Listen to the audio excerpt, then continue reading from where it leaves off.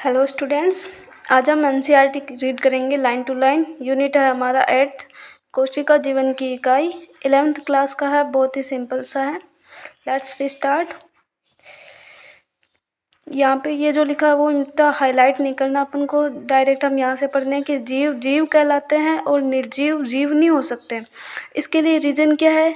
क्योंकि जीव के पास कोशिका होती है, इसलिए वो जीव है, सजीव है। और निर्जीव जीव नहीं हो सकते क्योंकि उनके पास में कोशिका नहीं है। कोशिका ही सजीव की संरचनात्मक और क्रियात्मक इकाई है।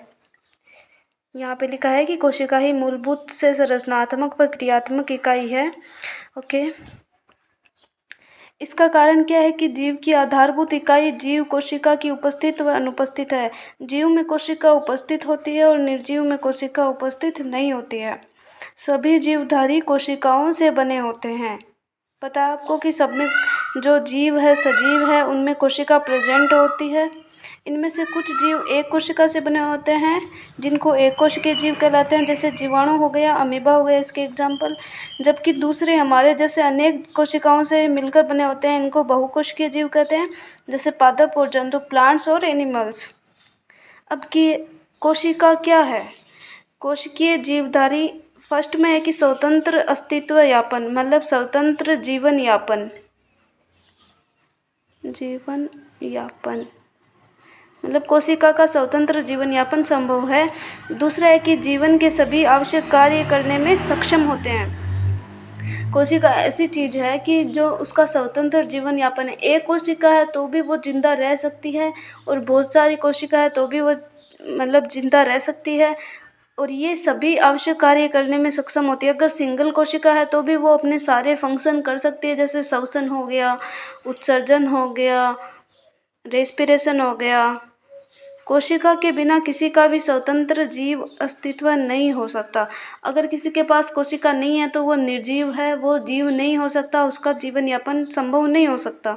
कोशिका ही मूलभूत से संरचनात्मक और क्रियात्मक इकाई होती है। संरचनात्मक यानी उसका स्ट्रक्चर बनाती है, किसी भी चीज़ का स्ट्रक्चर बनाएगी, संरचना बनाएगी। क्रियात्मक यानी उसके फंक्शन और उससे कार्य करवाएगी। सबसे पहले कौन आता है कि एंटोनी वॉन ल्यूवेनहॉक। इन्होंने क्या किया था? ऑर्किड में जीवित कोशिका को पहली बार देखा था और इसका वर्णन किया था। अगर मृत कोशिका की बात करें हम तो इसमें रॉबर्ट हुक का नाम सबसे पहले होता है, जिसने कोशिका की खोज की। लेकिन जीवित कोशिका की खोज ऑर्किड में एंटोनी वॉन ल्यूवेनहॉक ने की थी।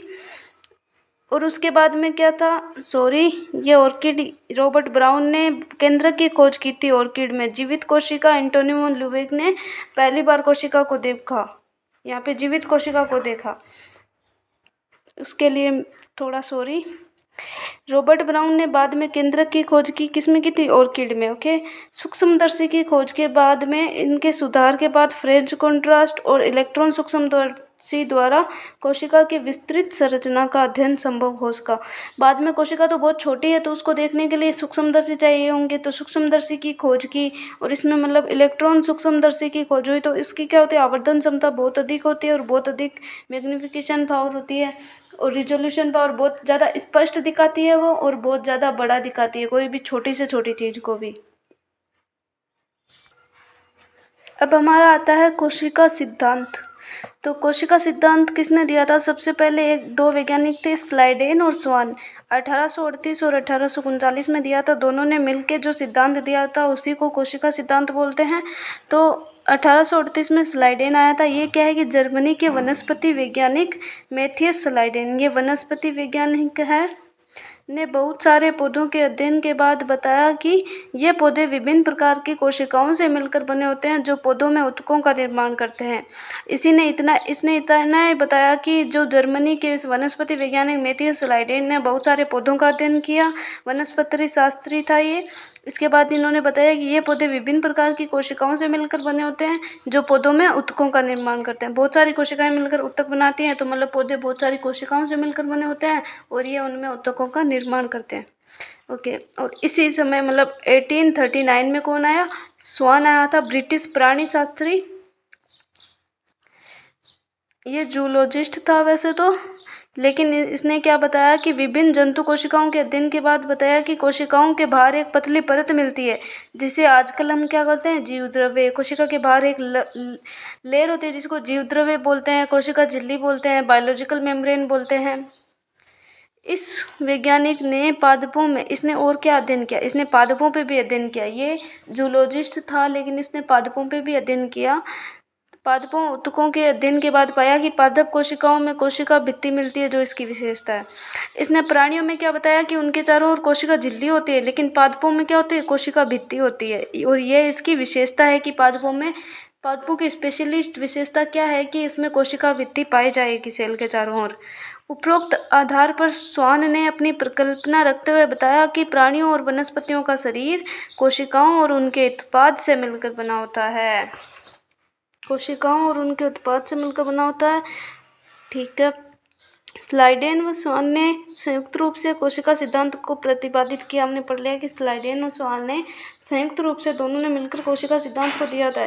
लेकिन इसकी हम देखेंगे असफलता क्या है या फिर कमी क्या है इसकी, कि ये नहीं बता पाए कि नई कोशिकाओं का निर्माण कैसे होता है। और ये किसने बताया, इसके लिए पहली बार रुडोल्फ विर्चो आया 1855 में। इसने स्पष्ट किया कि कोशिका विभाजित होती है, सेल डिवीजन होता है और नई कोशिकाओं का निर्माण पूर्व स्थित कोशिकाओं के विभाजन से होता है। इसने एक लाइन दी, ओमनिस सेलुल ई सेलुला। इसके अकॉर्डिंग इसका मतलब यही है कि जो पुरानी कोशिकाओं का निर्माण है नई कोशिकाओं से होता है। नई कोशिकाओं का निर्माण पुरानी कोशिकाओं से होता है।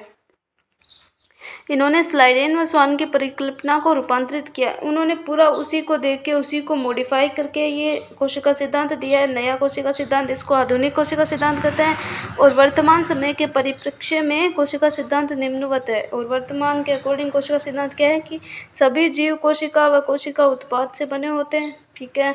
सभी कोशिकाएं पूर्व स्थित कोशिकाओं से निर्मित होती है। ओके। कोशिका का समग्र अवलोकन करते हैं हम कि प्याज के छिलके और मनुष्य की गाल, ये पादप कोशिका हो गई और ये जंतु कोशिका हो गई। तो प्याज की कोशिका जो एक प्रारूपी पादप कोशिका है, जिसके बाहरी सतह पर एक स्पष्ट कोशिका भित्ति व ठीक नीचे कोशिका झिल्ली होती है। प्याज की लेयर आपने ऐसे अलग अलग करके देखी होगी, तो बाहर में मतलब एक कोशिका भित्ति होती है, फिर कोशिका झिल्ली होती है। और मनुष्य की गाल होता है, उस पर बिल्कुल सॉफ्ट होता है और एकदम उस पर सिर्फ कोशिका झिल्ली होती है, कोई भी कोशिका भित्ति नहीं होती है। कोशिका के संगठन में बाहर की तरफ केवल एक झिल्ली संरचना दिखाई पड़ती है। प्रत्येक कोशिका के भीतर एक सघन झिल्लीयुक्त संरचना मिलती है, जिसे हम केंद्रक कहते हैं, न्यूक्लियस जिसको बोलते हैं। इस केंद्रक में गुणसूत्र होते हैं। केंद्रक में क्या होते हैं, गुणसूत्र होते हैं। उसमें आनुवंशिक पदार्थ डीएनए होता है। जिस कोशिका झिल्लीयुक्त केंद्रक होता है उसे यूकेरियोटिक कहते हैं। जिसमें झिल्लीयुक्त केंद्रक होता है उसको यूकेरियोटिक कहते हैं, और जिसमें केंद्रक होता ही नहीं है उसको प्रोकैरियोटिक बोलते हैं। दोनों यूकेरियोटिक और प्रोकैरियोटिक कोशिकाओं में इसके आयतन को घेरे हुए एक तरल अवयव मिलता है, कि जो केंद्रक है उसके चारों ओर जो कोशिका है उसमें उसका आयतन होता है, अंदर में पूरा उसको घेरे हुए एक तरल फ्लूइड होता है जिसको कोशिका द्रव्य कहते हैं। साइटोप्लाज्म जिसको बोलते हैं। दोनों पादप व जंतु कोशिकाओं में कोशिकीय क्रियाओं हेतु कोशिका द्रव्य एक प्रमुख स्थल। कोई भी क्रिया होगी तो कहाँ पे होगी, कोशिका द्रव्य में होगी, साइटोप्लाज्म में होगी। कोशिका की जीव अवस्था संबंधी विभिन्न रासायनिक अभिक्रियाएं यही संपन्न होती है। ये क्वेश्चन नीट में पूछा जा सकता है, इम्पोर्टेंट है कि कोशिका द्रव्य में रासायनिक अभिक्रियाएं होती है। तो ये रासायनिक अभिक्रियाएं कोशिका की जीव अवस्था संबंधी विभिन्न रासायनिक अभिक्रियाएं कहाँ होती है, कोशिका द्रव्य में। यूकेरियोटिक कोशिका में केंद्रक के अतिरिक्त अन्य झिल्लीयुक्त विभिन्न संरचनाएं मिलती हैं जो कोशिकांग कहलाती है। यूकेरियोटिक कोशिका में जिसमें केंद्रक झिल्लीयुक्त केंद्रक पाया जाता है, उसमें केंद्रक के अलावा बहुत सारी संरचनाएं होती है, झिल्ली युक्त होती है, जिनको कोशिकांग कहते हैं। जैसे अंतर्प्रद्रवी जालिका, एंडोप्लाज्मिक रेटिकुलम, सूत्रकणिका, माइटोकॉन्ड्रिया, सूक्ष्मकाय माइक्रोबॉडी, गोल्जी सम्मिश्र, लैनकाय, लाइसोसोम व रसस्थानी। ओके। प्रोकैरियोटिक कोशिका में झिल्ली युक्त कोशिकांग का अभाव होता है। तो राइबोसोम है जो प्रोकैरियोटिक यूकेरियोटिक दोनों में प्रेजेंट होता है। अब थोड़ी सेल्स देख लेते हैं कि कौन कौन सी टाइप की सेल है। तो ये क्या है कि लाल रुधिर कणिकाएं, ये ब्लड में होती है, इनको आरबीसी बोलते हैं, जानते होंगे आप। उभयतल आकार की होती है, द्विअवतली या फिर उभयतल आकार की। श्वेत रुधिर कोशिकाएं अमीबाकृति रोग प्रतिरोधक क्षमता बढ़ाती है। स्तंभाकार उपकला होती है, ये लंबी लंबी होती है और संकरी होती है। इनमें केंद्रक यहाँ पे पाया जाता है, लंबा केंद्रक होता है और स्तंभ के आकार की ये होती है। ये तंत्रिका कोशिका होती है कि बचपन में आपको पता होगा कि जैसे 10th क्लास तक तो पढ़ ही लिया होगा कि जैसे अपन को कोई भी कांटा चुभ जाता है तो एकदम से अपन को पता चल जाता है, और जैसे हाथ जल जाता है अपन तुरंत हटा लेते हैं वहाँ से। तो ये इसकी वजह से होता है, तंत्रिका कोशिका की वजह से। ये लंबी और शाखित होती है, शाखित है, इनकी शाखाएं हैं बहुत सारी। और ये है एक वाहिनी का दीर्घीकृत, ये जाइलम का प्रकार है। मध्योथी की कोशिकाएं गोल होती है, ये पादप में पाई जाने वाली पर्ण में उपस्थित होती है, हरित लवक होता है और इसमें प्रकाश संश्लेषण होता है। ठीक है, नेक्स्ट हम बाद में नेक्स्ट लेक्चर में पढ़ेंगे। Thank you.